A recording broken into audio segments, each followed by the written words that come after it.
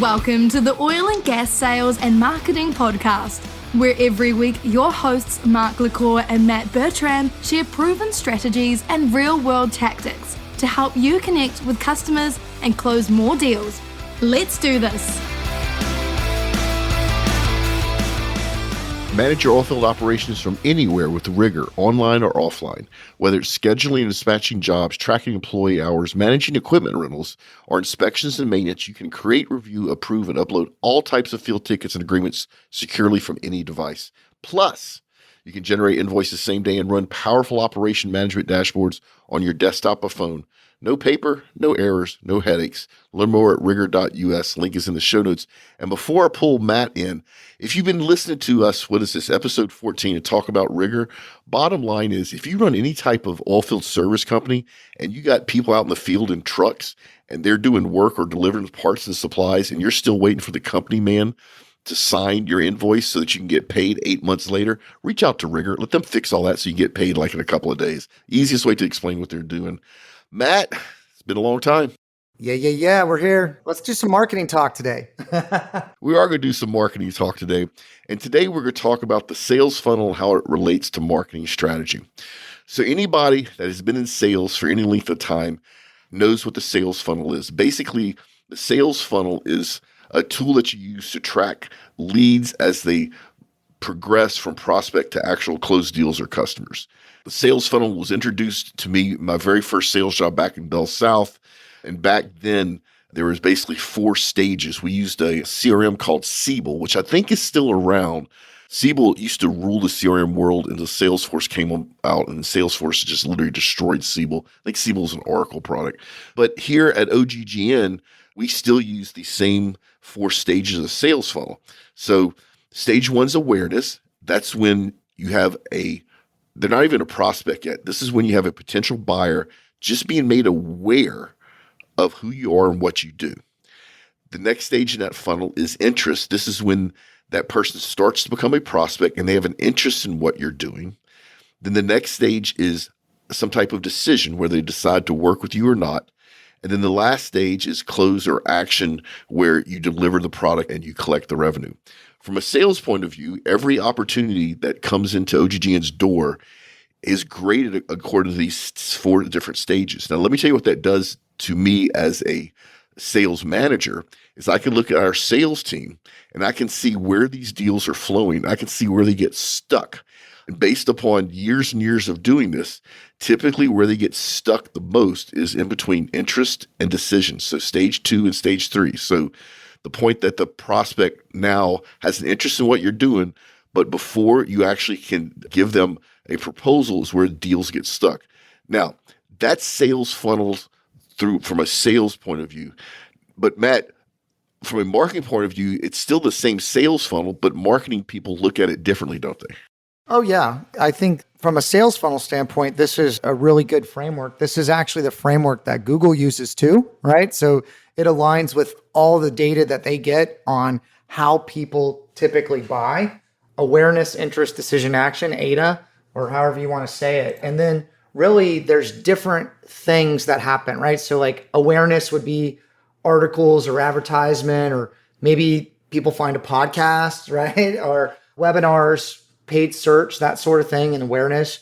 The interest is like taking them a little bit further down the funnel and how people are buying. We talked about this like pre-call, but web content, social media, newsletters, email, you're trying to push them through that, right? And then really that gets muddy, and sometimes people take the funnel and kind of combine the middle. But really from interest to decision or desire, right? Like you could use a different D. They want to see expertise. They want to see authoritativeness. They want to see trust. They want to see white papers or ebooks or brochures or, really expert knowledge and testimonials, right? So they're interested in what you're offering, but now they're trying to figure out like, okay, I want to know a little bit more about that. And then the action step is like, okay, I want to see case studies. I want to see testimonials. I want to see data, right? Like I want to know that now I'm making the right decision. And I don't know if we'll cover it in this call or not, but there's actually steps after they become a customer, right? And we've briefly touched on this previously, that you want to continue to nurture and develop advocacy once they're a client, because one of the things that the data says, right? And we've talked about this a little bit, but man, referrals and growing accounts is where you should start on amplifying and growing your network, because the data says 25% of the cost value time, whatever you energy, resources, whatever you're putting into it, of maintaining an existing customer versus acquiring a new customer. So everybody's always focused on like new customer, new customer, new customer. Well, customer retention and churn, which that might be depending on a different role at a different company, and they might be zeroed in on this, and those might be different roles, but there's usually like telltale signs. And if the account's not growing, it's dying. And if you sold the account, regardless of if you passed it off or not, your name is still on it, right? They bought from you. And so we're going to be talking about acquiring new customers, but I just want in the back of your mind to think about, like, you as a salesperson, they're buying the company, the product, but they're also buying you. And that's important for you to remember, and upholding like whatever you promise them is super, super important for your reputation. And maintaining existing clients is, when we start working with clients, is really where we look to do. Like, let's keep customer retention up. Like, there might be holes there in the product, service, or touch points. And the most time that people leave is through apathy, right? They just feel like a number, right? And so again, I just want to put that out there as we move into the sales piece. So, yeah. And so from a sales point of view, when I look at the stage one, that awareness stage of the funnel, on the marketing side, you'll hear marketing people call it the top of the funnel, top of the sales funnel. And that's one of the places where your marketing team can provide the most value quickly, is that awareness stage, is making sure that people that might have the problem that you can solve are just aware of who you are and what you do. And lately with digital marketing, that can be very targeted. You don't need to spend a ton of money, but it's one of those things that in the old days, the salespeople had to do, which was to go out and educate companies about what you did to see if they had an interest and would become a prospect. Now your marketing team can do almost all of that without your help. They just need your input on what are your customers struggling with. yeah, I mean, that's the market potential, right? Like figuring out the market potential and getting people oriented in, they're trying to solve a problem, right? They're searching the internet, or they're trying to solve a problem, and you're trying to create a framework that you might be a solution, right? But there's probably like things that you can do to get their attention. There's direct response or sense of urgency, like emotions, creating content that people share. You're just trying to get awareness, right? You're trying to get, that's where branding kind of falls into. But top of the funnel is, again, we start with a big wide funnel, and then we get people to self-select in or self-select out. But it's casting that wide net and letting people at least know that you're an option for whatever it is they're trying to solve. Yeah. And so a couple of things I want to go a little bit deeper here. If you're a salesperson, you may not know this. Most marketing people do know this.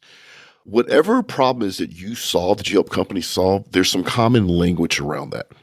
So if you open up Google and type in oil and gas sales experts, you will see my original company, ModalPoint, come up organically on that first page. Think about that for a second. That means anybody in the world that is looking for oil and gas sales experts sees my company first. I am using, or my marketing team is using SEO to make sure that we're at the top of that sales funnel. Your marketing team can do the same thing. However, your marketing team probably does not know the words or the phrases that your buyers use when they're searching for help with this problem. That's where they need your help.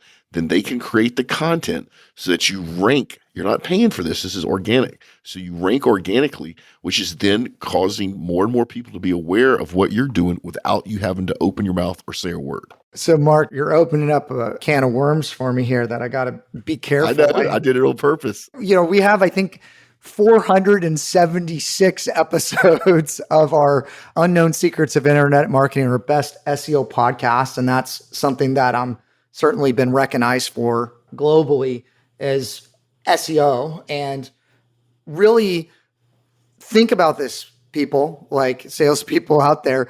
The most powerful tool ever created to date is the machine learning that Google has.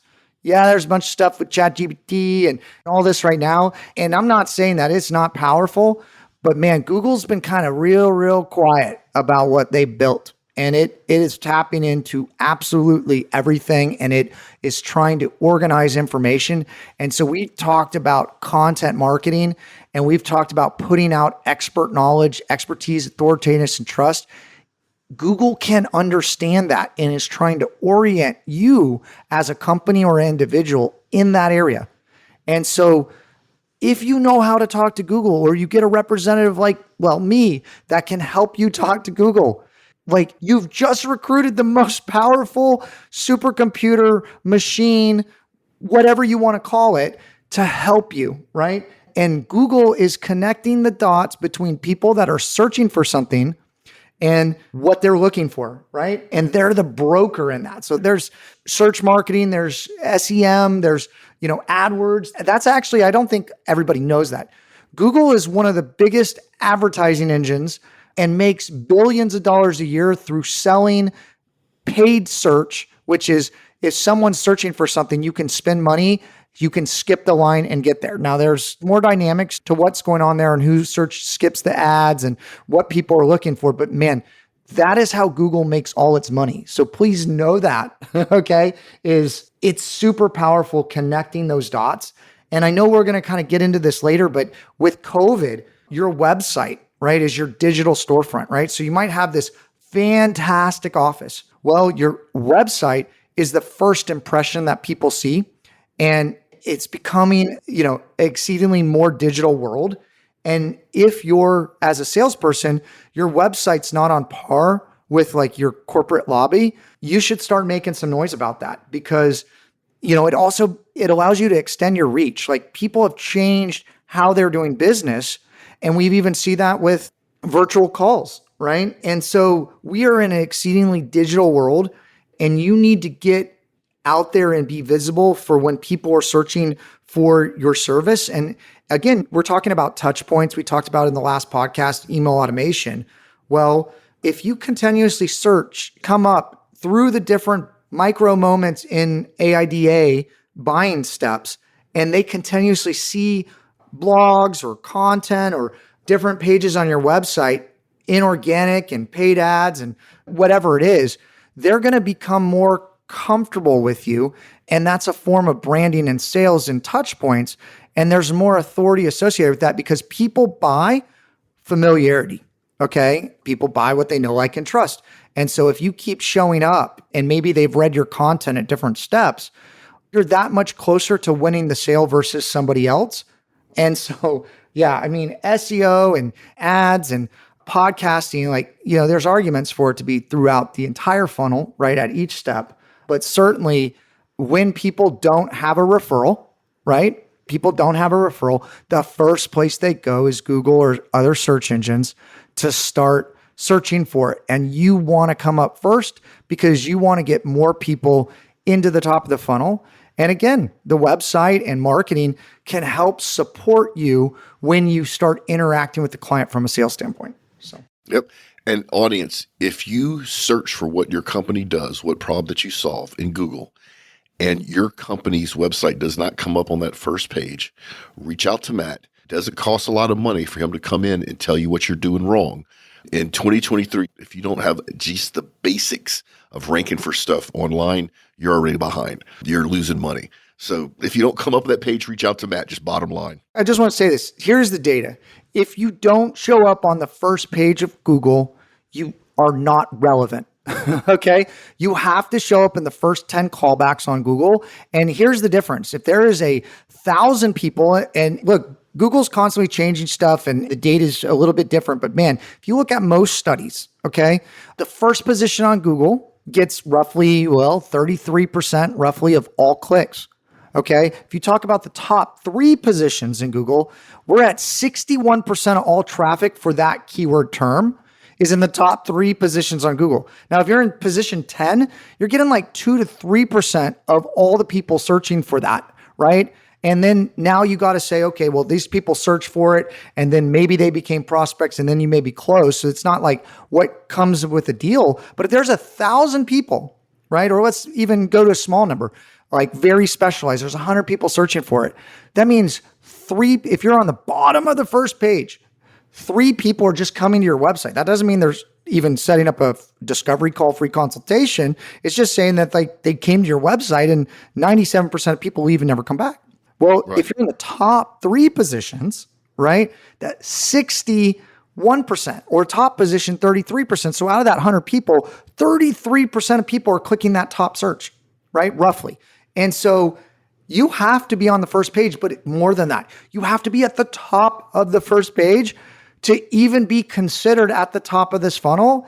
And if you're not that for your core service, you're missing out. Like, I don't know how much money you're losing, okay? But you're losing a potential ton of money because you're not even an option, right? And so, yeah, we have consulting sessions, we have audits, we have workshops, we do turnkey work. Like, I have other agencies. I just did a call yesterday, another agency problem solution for what they had for a customer. Like, we are experts in this.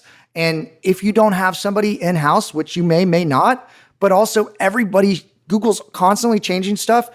You want to get a second opinion. You want to be working with someone that's an expert. And, there's a lot of great experts out there. Like, I would encourage you, if you're not ranking, go find somebody you're comfortable with that like, and trust, and start to do business with them, because it is exceedingly important in today's world. Yeah. Bottom line. All right. So the next stage of the sales funnel for us is interest. Now, marketing people typically call this the middle of the sales funnel. And this is when, people are getting to know your product or service better, trying to figure out what you charge, maybe doing more research, maybe looking at your competitors. But that interest part is a place where marketing also can play a huge role, in that if you sell the same 10 things to the oil and gas industry and you've been doing it for 5 or 6 years, there's the same 23 questions you get asked about these 10 things. Each one of those questions that you get asked can be content that your marketing team can put together for you, so you don't have to answer those questions. And it allows your prospects, because by now in the sales funnel, their prospects, they have an interest. It allows them to self-educate at their own rate. So this is a place where marketing really, really shines. It's in the middle of that sales funnel to help get the right information to the right prospects, and in the method that they want to consume it, so that you're not tied up on phone calls or video chats all day. Yeah, no, I actually think that this is a good way to differentiate. Like, I would actually say, like, this is where it's a lead or a suspect. And then, the next phase we talk about is like the qualification of the prospect.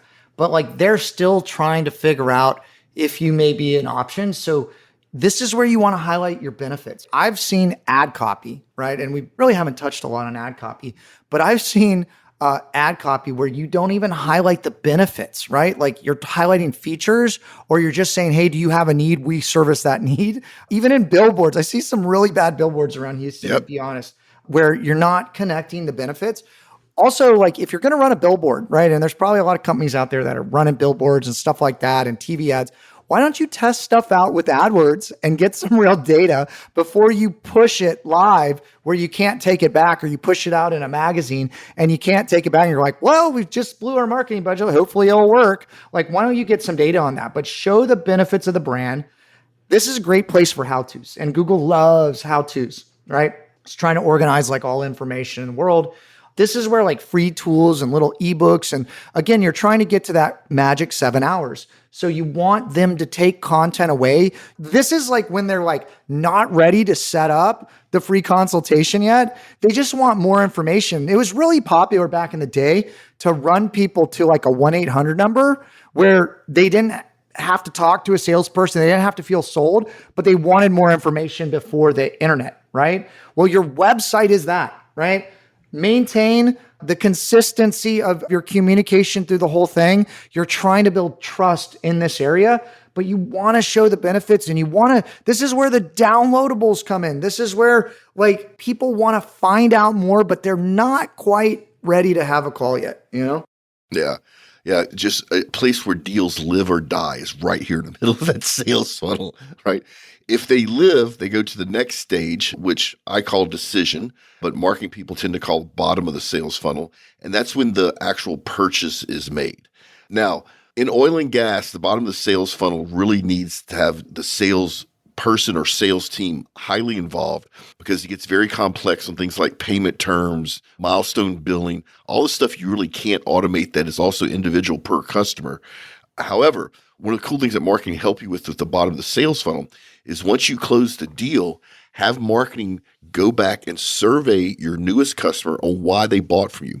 And the reason I want marketing to do this instead of sales is if you're a good salesperson, you're personable. And by the time you've worked this deal and it's closed and somebody's issued a PO, your customer now, who was your prospect, probably likes you.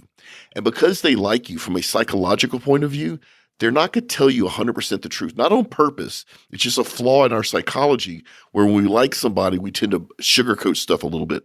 And at this point, the data is so valuable that you don't want it sugarcoated. So you want marketing to go in and do a quick 5-question survey on why the prospect became a customer. And if you do that with every new deal you'll close, you can see a trend. And I'm telling you right now, a lot of times the reason you think you brought in a new customer is not why they came in. Most salespeople think it has to do with price. And I'm telling you, probably maybe only 15 or 20% of the time at the most is it price.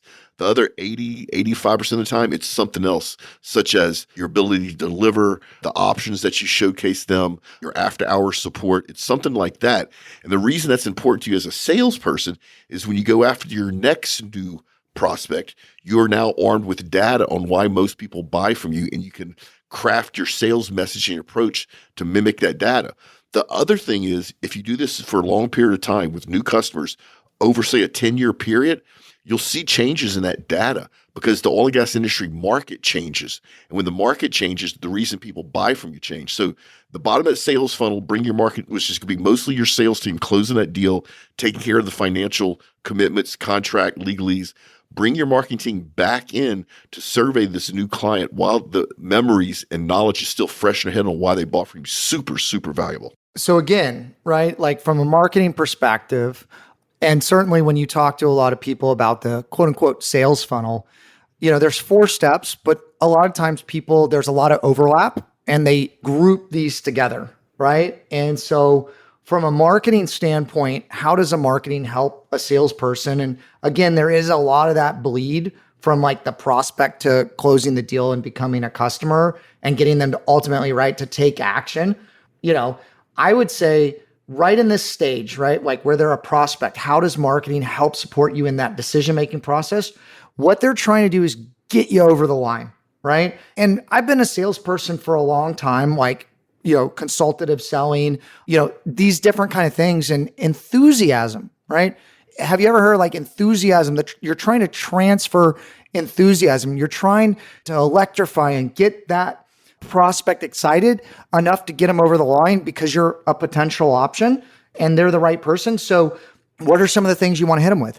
Man, third-party testimonials and reviews are so powerful. Certainly video is more powerful than images. Images are more powerful than words, right? So because there's a lot communicated in a video, and also people understand by videos, people understand by pictures versus text. But man, anything's better than that. This is kind of not really rock, paper, scissors, but more of a hierarchical structure. If you can get video testimonials, depending on who it's from, super, super powerful. Certainly, I've seen testimonials where like you don't share the last name, you don't share the company. Well, they can't qualify where that review is coming from. So the stronger the customer is, the stronger the title is, the stronger in what they're saying and what they're communicating.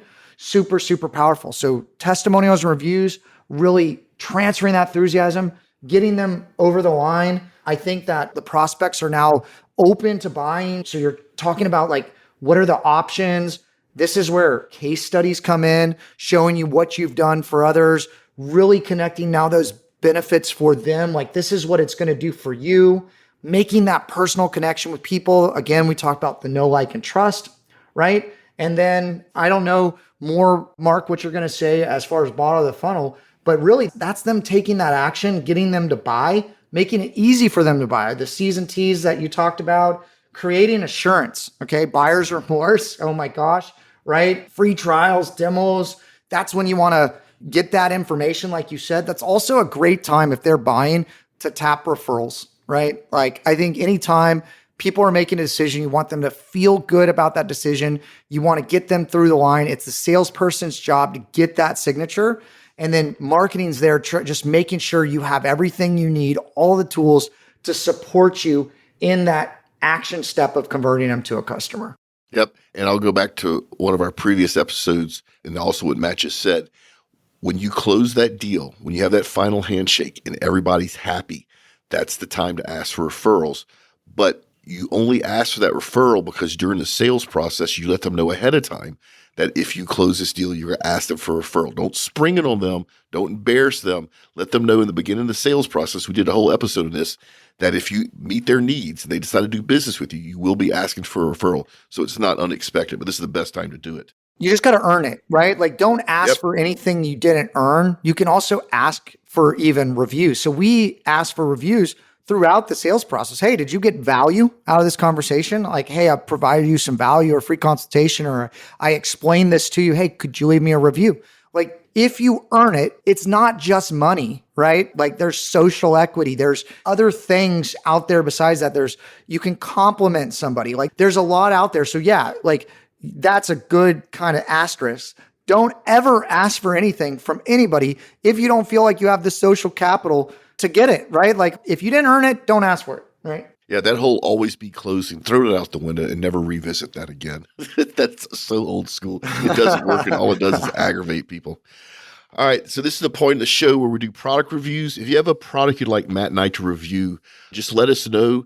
Think of gadgety stuff. Think of stuff that people that travel, people that are in sales or marketing might use. We've had some people write in and want us to review some crazy stuff like fire extinguishers or pavers, and like we can't review heavy steel stuff. So if you can't drop it in a box and ship it in the mail, it may not be what we're looking for. However, I would be interested in going out there, Mark, and if it's the pay is to go out there and test out some heavy machinery or something, might be fun.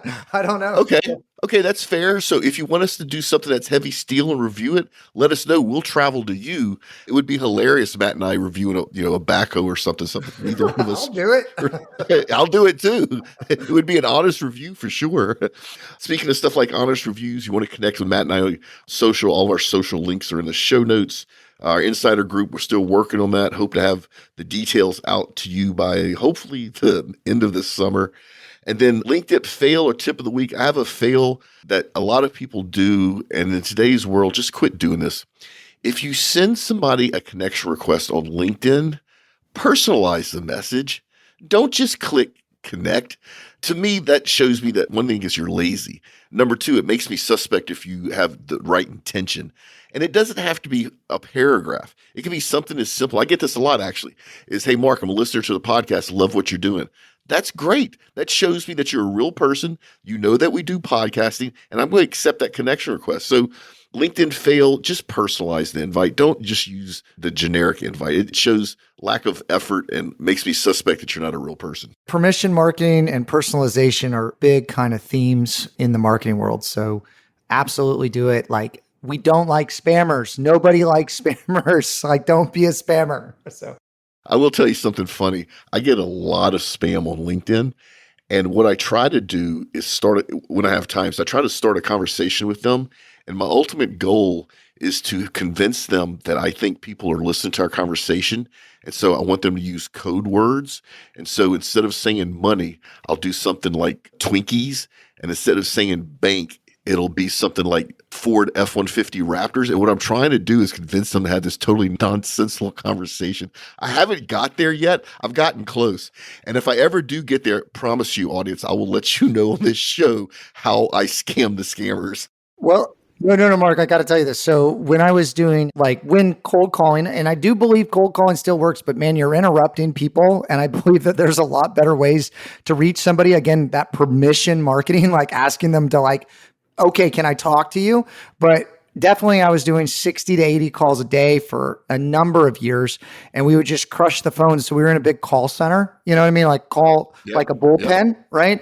And because that was just not great work, we would entertain ourselves, and we would use code words to say, can you use this in a sentence with a prospect? It was like, improv, and we would have words on a board, and we would try to use that word in the call to entertain ourselves. And if we could get like these words or all the words, like we had a scoring, and it was actually something that was quite entertaining. It's like, I'm going to take you like, like a unicorn, like to the moon, or something like that. And like, people are like, what? But if you could get it in there, it was something that was really fun with code words. And I think you're kind of talking in that vein with what you're talking about, but it was quite fun when we were doing it. So yeah, so we either just lost half our audience or we could gain 50% more, because this is real behind the scenes stuff. All right, so let's get out of here. Remember, folks, make a difference and not a sale. Check us out next week for another enriching and cheeky episode of Oil and Gas Sales and Marketing Podcast, a production of the Oil and Gas Global Network. Learn more at OGGN.com.